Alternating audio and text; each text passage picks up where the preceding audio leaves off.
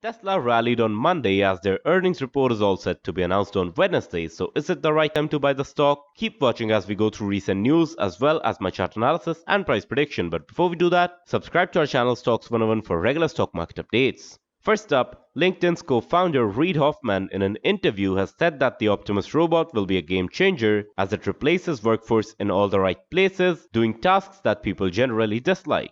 If both the AI and hardware can be produced in a cost efficient yet sturdy way, it'll definitely be a success. Next up, the Wall Street has given a mind blowing prediction for the stock, indicating a huge upside as well as downside potential. Cathie Wood has a price target of $1,533 for Tesla by 2026, indicating almost a 7x return. Where on the other hand, Gordon Johnson from GLJ Research has a price target of $25, indicating almost a 90% fall. Gordon, of course, is a longtime bear and he says that the company is overvalued, whereas Cathy has said that robotaxis and EV vehicles combined will bring up to $840 billion of revenue by 2026, justifying a valuation of almost $5 trillion.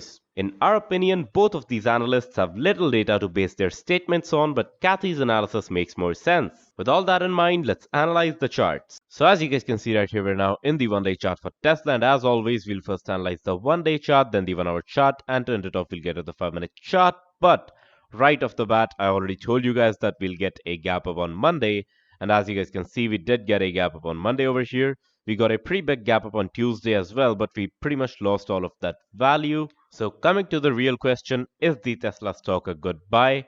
Well, let's see. So first up, we all know that one of our major support levels was over here around $206 pretty much, right? So let's mark that. We did almost break that. Well, we did successfully break that over here, but we recovered pretty well the next day and we got a gap up over here, which was pretty much a 2 or 3% gap up, I believe, right? It's a 2.5% gap up. After that, of course, over here, we got a 5% gap up pretty much, but we lost all of that value. So first, let's quickly mark some important levels. So the first important resistance pretty much would be around the $235, right? Then around $230. Over here, we have a support around $210 that we already discussed in our previous video. After that, we do have a support somewhere around the range of 218 pretty much. But the major support levels that Tesla has are only $206, and after that, straight at pretty much $181, $182. So over here, we can clearly see that we are getting signs of a rather weird reversal where we got a lot of volatility, and of course, we got two green candles and one pretty much an engulfing, red candle. So the main reason behind this increased volatility, of course, is the earnings report, which is set to be released tomorrow.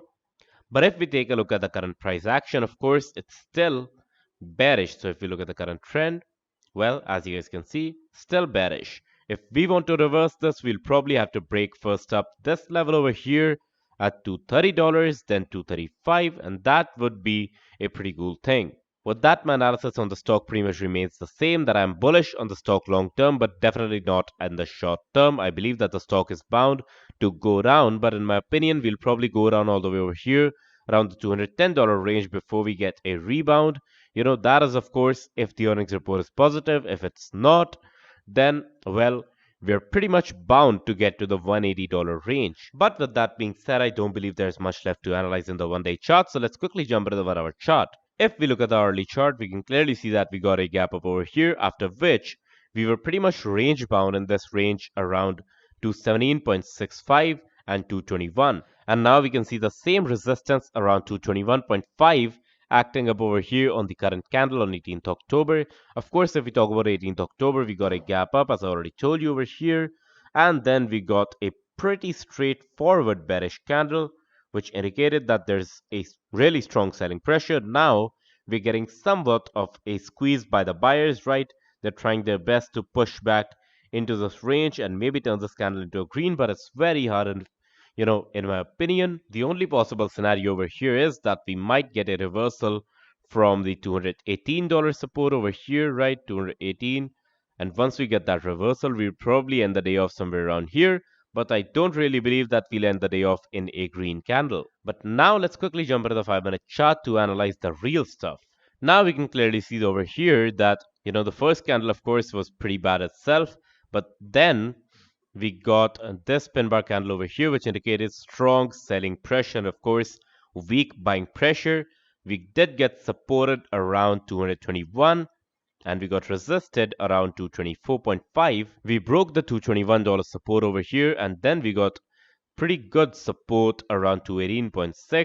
Right, we did get resisted by the same support level over here at $221.23, after which now we're pretty much bound in this area over here between 219 and 221. So we've kind of squeezed into this range if you ask me, right? So of course it is a bearish trend going on, and in my opinion, of course, we'll probably continue that bearish trend. I already told you that we might get to the $210 range again before we get, a breather. Talking about some more trend movements, well, we can clearly see that we did break off the trend over here, right? So we already crossed this, lower high pretty much that we made over here. So it's pretty much done, right? We're not getting any bullish movements today. The stock, as I already told you, is pretty good. The company is pretty good. Elon Musk, pretty good. But the current market conditions are definitely harsh, and they're harsh on the Tesla stock as well. And again, we can clearly see in a live market that the sellers are taking control. And of course, we're heading towards the $210 of, one step at a time, one step at a day. And of course, well, now we're at 219.71.